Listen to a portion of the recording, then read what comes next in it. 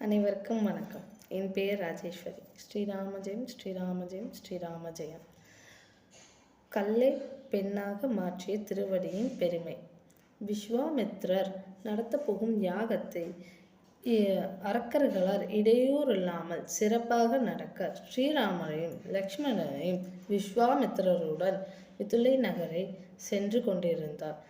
பாலைவனத்தில் அங்கு ஒரு அழகிய கல் மீது துளசி ஒன்றை ஸ்ரீராமர் கண்டு வியந்தார்.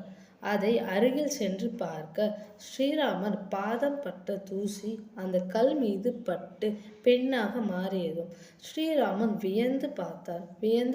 ஸ்ரீராமர் வியப்புடன் விஸ்வாமித்திரரை காண விஸ்வாமித்திரரோ அந்த பெண் அகலிகை என்று கூறத் தொடங்கினார்.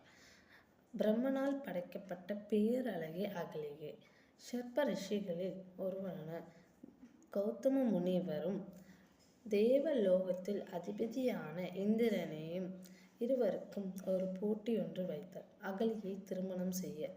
அந்த போட்டியில் யார் ஒருவர் இரு தலை கொண்ட பசுவை முதலில் காண்கிறார்களோ அவர்கள் அகலியை திருமணம் செய்யலாம் என்று கூறப்பட்டது.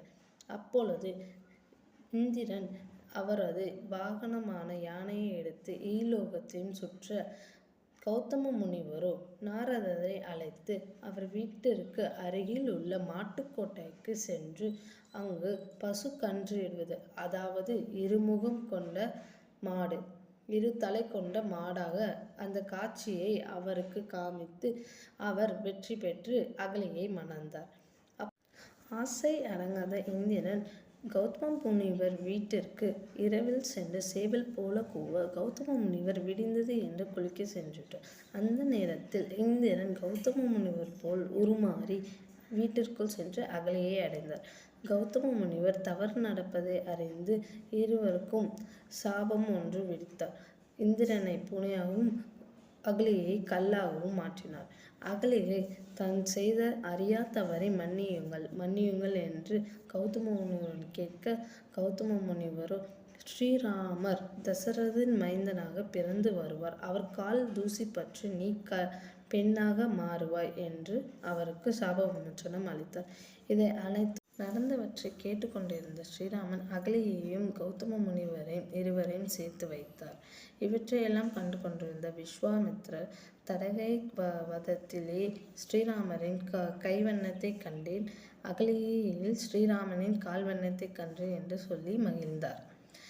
அன்றே நம் பெரியவர்கள் நாம் செய்யும் அனைத்து நன்மை தீமையும் நமக்கே என்று கூறினார். அதுபோல ஸ்ரீராமன் செய்த நன்மை இவர் அகலியையும் கௌதமனையும் சேர்த்து வைத்தது.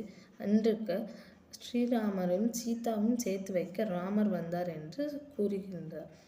நாம் பெரியவர்கள் சொல்வார்கள் அடிக்கடி, எப்போதும் இறைவனடி பாதம் தொழுது இருக்க வேண்டும் என்று.